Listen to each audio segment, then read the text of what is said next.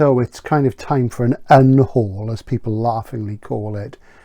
I just don't have any space in the hideout, so there's things I need to get rid of. So I'm just going to go through some of the stuff that I hope to be going to Hay-On-Wye to get rid of, and sort of go through it. And it's just that a lot of these things are good, but it's just the space. Some I could put on eBay, but I really need to have a clear out quickly. So there we go. Chris Carson is, of course, Robert's Holdstock. I can probably live without that. And I'm not going to read that again. Let's see, Norman Douglas Rhineland. I do love books about Capri and that part of Italy, but I've never managed to get through this. This is a great book, Tim Park's Literary Tour of Italy, taking through all sorts of things with Italian writers, but I think I've kind of done that really. Incredible Journey by Sheila Burnford, one of Smudge's favourite books, but unfortunately she's out, so I think that's going. Great book about seagulls, landfill, as you see, there's all sorts of stuff here. And you know, you tend to sort of acquire these things, and because I work in the book trade, you know, it just gets beyond belief. Mark Fisher, his final lectures, great stuff. Here's a cracker, Soviet Bus Stops 2, not as good as Soviet Bus Stops 1, I kid you not. And it's the sort of thing that if I had room I would keep forever, but I just don't have the space, you know. So if you like architecture and quirky photography books, the Soviet Bus Stop series, and there's a film coming, is great, but volume 1 is much better than volume 2, but that's going. And a bit of travel, a bit of nature writing. This is a book by Sean Levy, who did a fantastic book which I really enjoyed about Italian cinema in the 50s, and this is about the Chateau Marmont in California, in LA, where lots of people, sort of famous people, did naughty things. And what else have we got? Let's see, I'm trying to keep the piles neat. Jumper Lahiri edited this great book of Penguin Italian short stories, but I just don't have space. Book about watches, published by Asseline, who is sort of very sort of high value luxury goods publisher. Their book on Monte Carlo as well. I do want to go to Monte Carlo, but it's not sort of going to happen for a while. Book on Richard Hamilton, the pop artist, which I've had for a million years. He taught Brian Ferry, and It's a Gas, the allure of the gas station from Gestalten, which is okay. It's sort of like a Balladian sort of thing, really.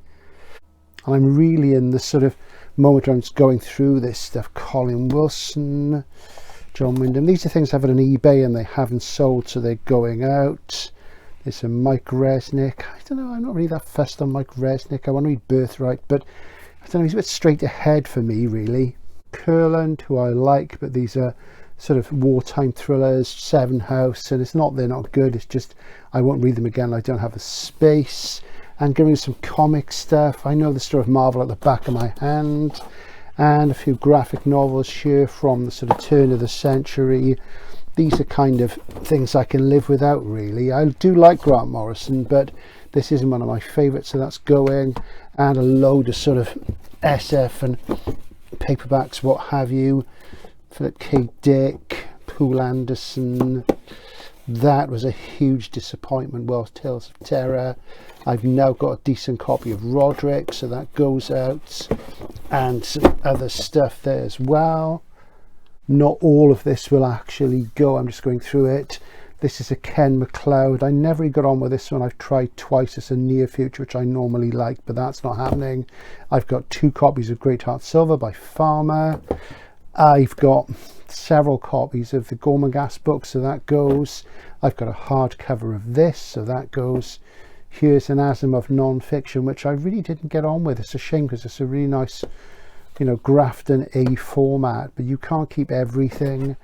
And what else have we got? More Mervyn Peake. And I do want to get a nice hardcover set of these, really. I mean, these are good as reading copies, but it's just space, you know. This is an Adam Roberts book I didn't get on with. It's a historical novel. It rather reminded me of, is it The King by Donald Barthelme? He wrote it based on a screen thing that Anthony Burgess did, and it's very, very good.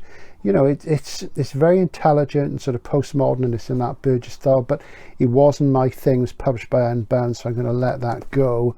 I did buy this a while ago, but I don't really need it. Great book about Alice Cooper, The Who and Led Zeppelin by Michael Walker, which I've read a couple of times. That's got to go. I managed to get a Penguin cloth bound with a Master and Margarita the other day, so I don't really need this Picador Classic. Paul Auster's Timbuktu, which I don't think I'll read again. I used to be a huge Auster fan. It's a first. It does have a faded spine. It's not an uncommon book.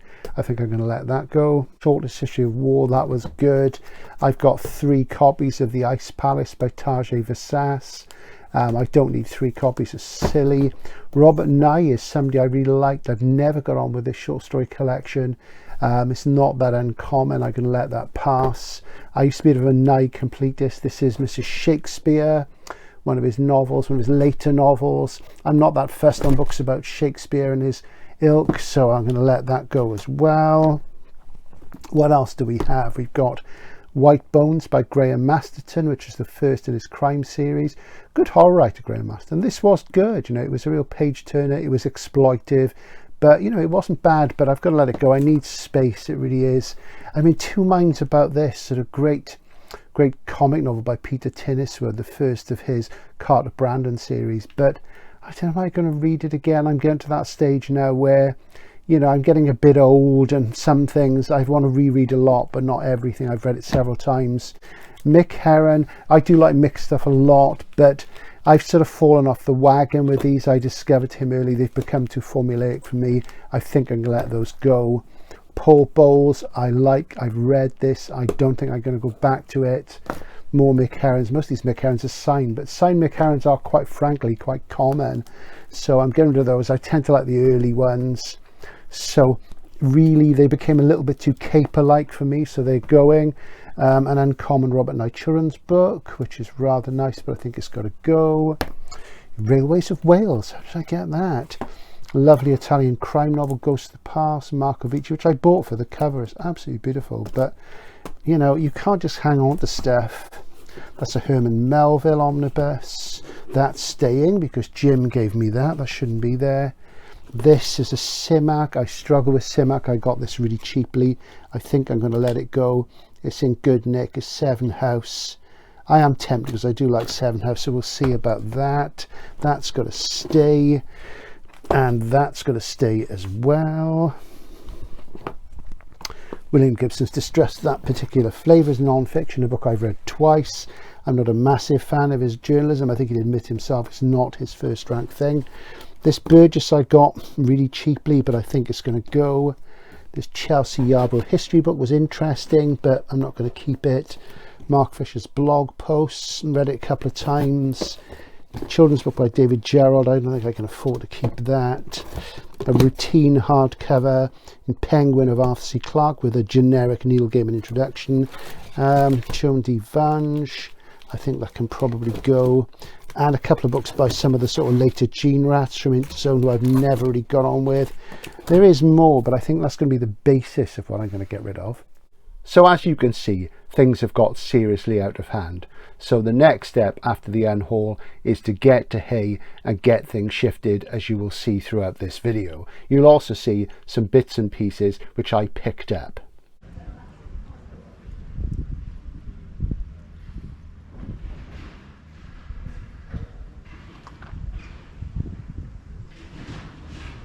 Hay-On-Wye today just sold a load of books, 150 quid. So am I going to do a book haul? Probably not. Really it's just to make space because I just can't move in the hideout.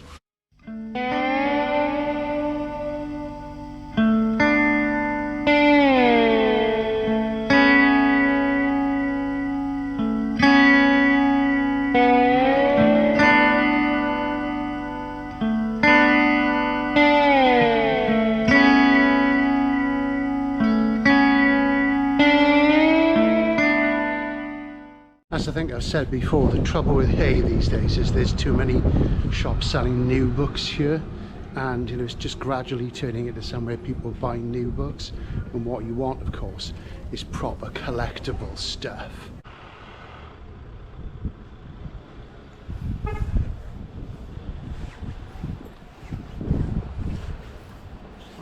Addyman, reliable, second-hand, collectible, antiquarian, SF.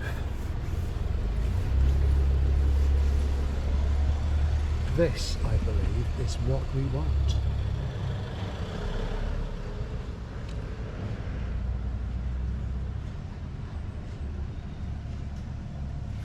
I've not done much proper horse trading recently because there's just been so much going on. There was Paris for a week, COVID for a week, my ongoing health problems, work, what else? All sorts of other stuff. The bathroom, which is finished now apart from the door. It's just been one thing after another, hence the sort of chaotic nature of this month I've mentioned several times. So thanks to those of you who stuck with me. We're getting back on track now as we come to the end of the month. All sorts of things coming up. Something I did buy a little while ago from my good friend Les Escott, the publisher at Morrigan Press, that great late 80s, early 90s small press, who did the work of people like Misha, K.W. Jeter, Keith Roberts, James Blaylock, all those good things. He's selling some stuff off because he's sort of retired and is downshifting. I probably do upshift when I retire, he said laughingly. I like to go against the grain. It's this Roderick by John Sladek, which I only had a crappy paperback of. You do see this around. It's usually in a state, very plain Granada livery there. As you see, it's usually a bit spine faded.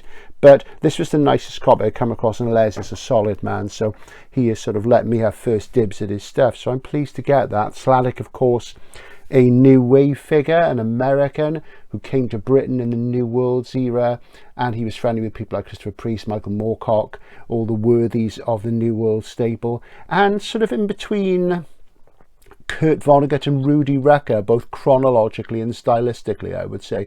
Element of Sheckley as well, very knockabout, games based, real sort of precursor of computer and system type things. So yes, I'm pleased to have that. So that's a nice addition to my Sladek collection. Something else I've read recently, only just appeared last week, was the autobiography of J.J. Bernal of the Stranglers, Strangler in the Light, which I've been waiting for years and years and years. Book length interview. Did really enjoy it. One of my favourite musicians. Met him a couple of times over the years. Heck of a nice guy. Huge inspiration to me. Were there any surprises? Not really, but I did enjoy it. When you've been into a band for a long time and you're a big reader, you tend to sort of read everything you come across and develop a knowledge. But it was great to have, and I'm glad he's got that out there. Fantastic stuff. Well done, JJ. So after watching the rather mammoth 3-part book haul that my good friend Matt Defoe at Science Fiction Reads over in Canada posted over the weekend. That was great fun, Matt. It was fantastic and stuff in really good nick. Ironically, that made me think, no, I don't want to do a big book haul at the moment because I'm unhauling, as you see. I can't sort of do a big one anyway, and I've got some dealer visits coming up over the next couple of months and other things, so I have to sort of think about space. So in Hay, I decided, because I was mostly selling and I sold a load of stuff and raised some money there, if I bought, I'd only buy things which were really, really nice or that I really wanted. And Hay is not what it was, as you'll hear me say in the video, and I've kind of burned it down. I am thinking of going for a couple of days in January just to hang out with friends. We'll see what's what. But I came across this, and interestingly, I was chatting with Bruce Gillespie, who wrote the first ever sort of serious articles and first book, I think, of Philip K. Dick, Electric Shepherd, which I think was way back. Was that Bruce McAllister? I think it was, no, I don't think it was. So I think it was Bruce Gillespie. Anyway, Bruce is an Australian fan, advancing in years now, very nice chap, discussing Arthur C. Clarke online. And I was saying that I'm not really a massive Clarke fan, but as you will have seen from previous haul videos, I have been collecting his work because it does have a resonance with me. And I came across this rather beautiful copy of The Other Side of the Sky, which is 24 short stories, and they're actually very short. It's a very small book from the late 60s. And yeah, absolutely beautiful. This was in Adimans, and it was $7.95, which you think, gosh, that's a lot for a second-hand book. But of course, you pay that for a new book now. You pay $8.99, and it's absolutely gorgeous. It's in beautiful nick, and it's $6.95 actually. So pencil in. I must take that out with the old rubber. And this is the 1969 reissue, and I just couldn't resist that because it's so beautiful, and it's not one that I have, and I like quite short stories. Clarke, I think, is at his best as a short story writer, probably, and maybe we'll sort of do some things, more things on him when my collection is more complete. I'm not going to complete with Clarke, but yeah, I thought that was absolutely lovely, so I kind of had to have that, really.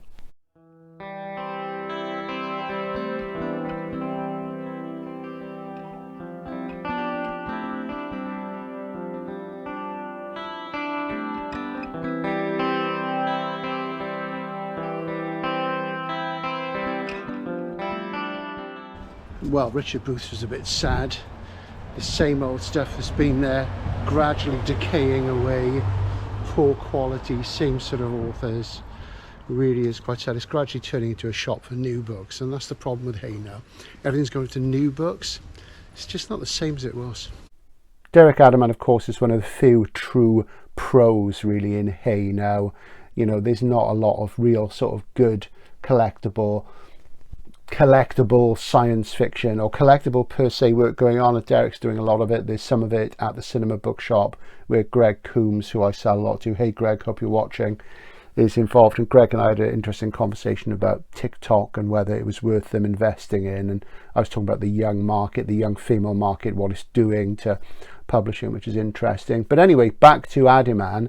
I picked this up, which I thought was absolutely gorgeous. This is Edmund Cooper, somebody I've never read enough of. I have read books by him, but a long time ago. Never read this one. Love that artwork. His coronet, again in beautiful condition, absolutely lovely. You know, there's a little bit of wear on it, but you don't often see things this gorgeous, and that's the trouble with Hay now. A lot of the stuff there is really sort of rank condition. It's really bad. It's, you know, fair to poor. You know, there's not much which is even good. As for very good up, it's quite uncommon now. And this, I think, was about £4. Let's take a quick look at this. £3.95. There were a couple of other things that Derek had, but I just want to sort of rein it in a bit. Altogether, I spent £20 in Hay and bought 6 books, and I was quite happy with that, really. But isn't that absolutely gorgeous? Beautiful, beautiful bit of A format skiffy. This is from the early 70s, I would say. Let's take a look. Yeah, this is the second paperback printing, 1974, and it was initially published by Faber in 1964. So it just shows, you know, that these sort of second level British writers were selling throughout that period. You know, the market was very vibrant. Great stuff, and isn't that gorgeous? Looking forward to that, because I've not read anything by him for ages, as I say.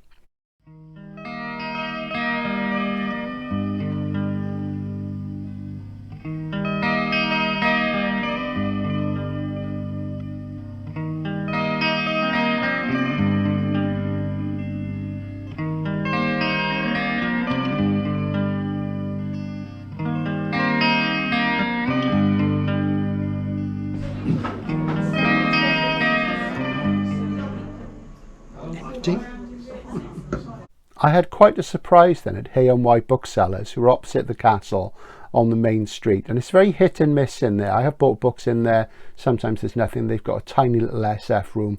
They have quite a lot of stuff online, but you can't get at it. It's in a warehouse, so it's not actually in the shop, which is annoying.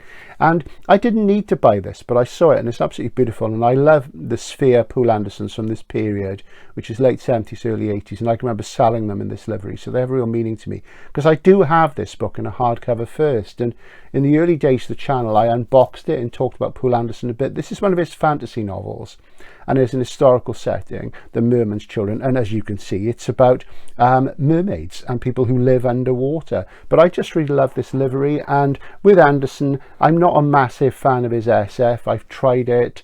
I think I've probably read about half a dozen or more. The things that I would say you should read by him per se would be Tau Zero, which I think is pronounced Dau Zero. That's T-A-U, but it's, of course, it's an Oriental word, Dau Zero. And that's a good little hard SF adventure. There's also Brainwave, which is in all the reference books, but nobody ever seems to keep in print. It's quite a hard one to find these days. But I like the fantasy novels, primarily The Broken Sword, which is wonderful sword and sorcery singleton from 1953, I think. And this is later, but it is absolutely lovely. And his writing is at its very best in these. So I was really pleased to get that, because it's in beautiful nick, and it was something like £2, so you can't really go wrong with that. Gorgeous. Here's another fantasy novel that I picked up at Hay-On-Wye booksellers, and they had all 3 of these. I used to have a complete set of these in this edition in tandem. James Branch Cabell, again in all the reference books. They are from the sort of 20s, 30s, 40s, and he wrote about 50 books, and he wrote this series which is about 20 volumes, Manual of Proctesme, which is an alternate world fantasy story, and this is the 3rd one. I managed to pick up the first 2. You'd have seen them in previous hauls, so I've now got the 3 I used to have in reasonably good nick. And this was actually, I don't know if it's banned or whether it was a court case. I've never really looked into it, but in this, it's about a guy who he sort of grows up and he never has the success in love that he wanted. The devil offers him an opportunity to go back in time and to be young and good looking and to sort of have dalliances with all the women he ever sort of had any desire for or love for or lust for. And yeah, he was quite a core celeb at the time, and that was in the 1920s, I believe. But yeah, they are interesting books, and you know, like a lot of things from that period, they're quite florid, but they do have a kind of picaresque feel to them, which I really like. So I was very pleased to get that. So now that's completed all I really need of Cabell, and I'm going to reread them at one point. Then another pleasant surprise from me at £2.50 is this, James Blish, The Day After Judgment, which of course is the sequel to Black Easter and part of the After Such Knowledge trilogy. It's a bit strange that it gets called a trilogy because there are 4 books, but Black Easter and The Day After Judgment very often sort of linked together. There was really nice Arrow editions I used to have, the other ones I read.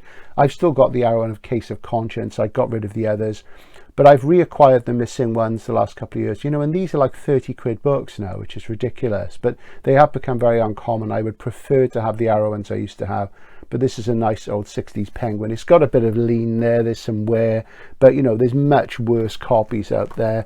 So I'm just pleased to get that because, say, that's an uncommon book now and I don't have to think about looking for it. If I ever come across the Arrow, I'll snap it up. But there you go. And these are interesting, of course, because they are science fiction, but the whole trilogy is about theology, religion, God and the devil. So I have mixed feelings about whether they're really SF at all, you know, because they do allow for the meddling of supernatural entities, and it's such a long time since I've read them that I can't remember whether there's any sort of attempt to make them scientific, to make them natural rather than supernatural, but I don't think there is. And the end of Case of Conscience, well, that sort of leaves me with very ambiguous feelings of what happens at the end. We're not going to tell you if you haven't read it, because that to me seems entirely supernatural. So it's a real worry. So it does bother me about whether it crosses back and forth. So I think ultimately they might be fantasy novels. At some point I'm going to reread them and give a new verdict on them, because it's been such a long time. And I do find Blish incredibly inconsistent, I have to say. Some of his work's marvellous, some of it I think is really throwaway.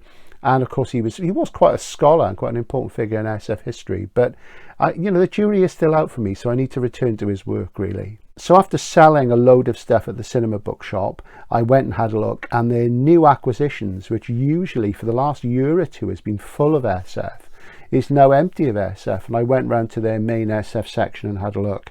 And you know, there are a few things there, and I decided to pick this up. This is a book I've never read. You know, I should have really, because it won the Nebula. I started to read it once and it felt very YA to me, and it's a book which seems to be coming back into vogue. And he never did a lot of other things that had a lot of attention. I think about Nebula late 60s, I think it was, about 67, something like that. And it's a rite of passage story. It's a space opera. It's about a young person. It's a coming of age story. So as I say, when I tried to read it before, it felt very YA, but I thought I should really give it another crack. Most editions you see out there have got horrible covers. I hate them, but this is really nice. And I don't recall having seen this one before. This is a Sphere science fiction classic from the early 70s with a really nice cover design and livery. So I thought I'd go for that. So at some point I'll let you know.